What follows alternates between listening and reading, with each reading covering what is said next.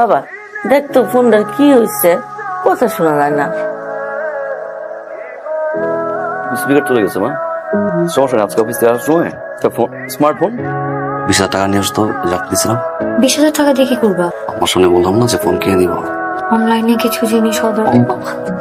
বাবা তোর মার টেলিফোনটা আনছিস?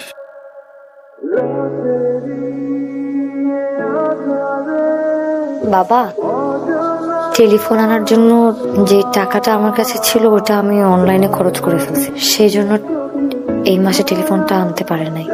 নেক্সট মাসের বেতন থেকে কিনে দিবে বলছে। মা, আপনি ততদিন চাইলে আমার ফোনটা ইউজ করতে পারেন। সমস্যা নাই। আই শুনো, আমার ফোনে 500 টাকা ফ্লেক্সি করে দিও। আচ্ছা ঠিক আছে, সেবার তোর মায়ের ওষুধ তো শেষ হয়ে গেছে, তুই অফিস থেকে ফেরার সময় নিয়ে আসিস বাপ। ঠিক আছে। ঠিক আছে মানে তুমি ওষুধ আনবা কোথা থেকে? তোমার পকেটে 1 টাকাও আছে? আব্বা, ও তো এই মাসে বেতন পাইনি, ওর পকেটে 1 টাকাও নেই, কোথেকে ওষুধ আনবে বলেন? আসলে এই মাসের বেতন পাইনি। আব্বা, ফয়সালকে বলেন ও ওষুধগুলো এনে দিবে। ফয়সল তো তার মার মোবাইলে কিনে দিতে পারে না, টাকা নাই বলে। ঠিক আছে দেখি। কথা কথা টাকা মিশা কথা কেমনে কও? আজব একটা ভুন্দা লোক, একটা কথা না বললে সংসারে আয় উন্নতি হয়। যাও অফিস যাও। এই ওষুধগুলো আছে কাকা, কতদিনের দেবো? 15 দিনের দিলেই চলবে। আচ্ছা।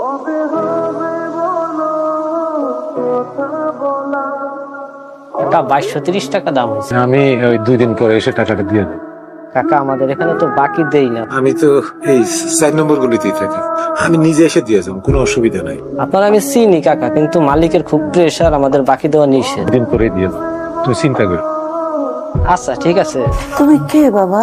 আপনি আমাকে চিনবেন না, এটা তো স্বাভাবিক। এই বাসার দিশা ম্যাডাম আছে না, উনি আমাদের ব্যাংকে 15,000 টাকা মাসিক ডিপিএস করেছে। আম্মা নাকি একটু ডাকে। দেন ডিপিএস টাকা দেন, ডিপিএস 15,000 টাকা দেন।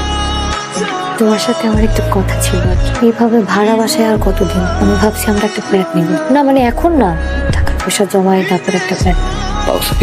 আমার খরচ, তোমার খরচ। আব্বা আম্মাও একটু খরচ।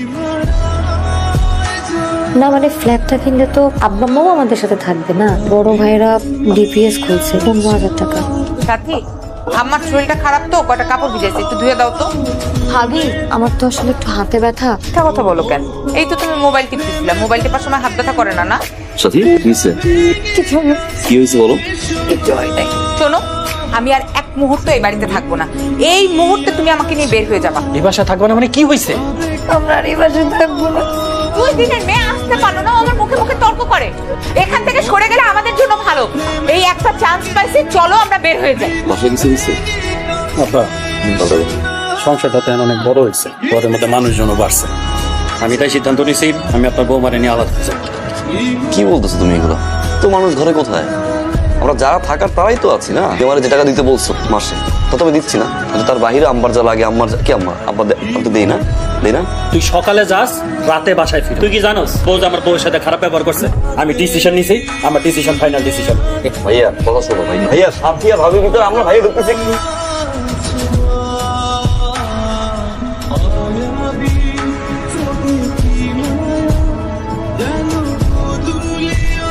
সবই তো বুঝলাম, আপনি এই অবস্থায় চাকরি করতে পারবেন? পারুম স্যার।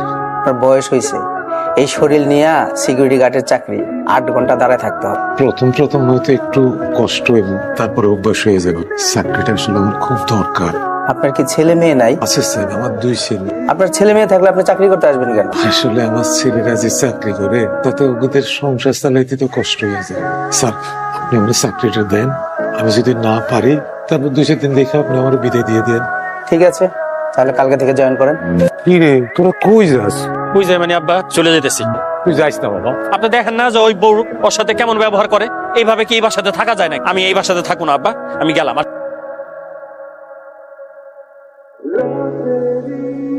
এটা কি মা? এটা কি? আমি যে অফিসে চাকরি করি সেই অফিসের সিকিউরিটি গার্ড আমার বাবা। এইটা ছিল বাবা যায়। সাথী, ভাই সাথী। এটা কি? এটা কি? 35,000 টাকা বেতন পাই, যে জন্য 5টা পয়সা খরচ করি। আমার বড় ভাই চলে যাওয়ার পর আমি বলছি বাসার খরচ লাগুক, মায়ের ওষুধ লাগুক, আব্বার চিকিৎসা লাগুক, সব খরচ আমি দেখবো। আম্মা বলছিলাম আমি বাবার গায়ে সিকিউরিটি, আমার বাবার গায়ে সিকিউরিটি কেন? আমার অফিসের গেটে আমার বাবা সিকিউরিটি গার্ডের ড্রেস পরে স্যালুট দেয়। ঘরের সব খরচের টাকা আমি তুলে নেই। হয়তো মার টাকা লাগবে, তা না হলে বাবার টাকা লাগবে। তোর মতো মেয়ের কাছে বলতে পারো না। বেটা তুমি বলতে বলছো আজকে থেকে তোমার ছেলে একটা ছেলেই থাকবে। এই, বেটা, বেটা, বেটা, বেটা, বেটা। আমি তোর বাপ, আমি এখনো মরি নাই। এই সংসারে যা কিছু হবে আমার সিদ্ধান্তই হবে। আমি অনেক বড় ভুল করে ফেলছি। আমি আপনার আর আমার অনেক অসম্মান করছি। আমাকে মাফ করে দেন, আপনি আমাকে মাফ করে দেন। আম্মা, আম্মা, আপনি আমার মাফ করে দেন। সন্তান ভুল করলে বাবা মার উচিত মাফ করে দেওয়া। আমাকে মাফ করে দাও, আমি বুঝি নাই। আমার তো বড় আব্বা আমার নিজের বাবা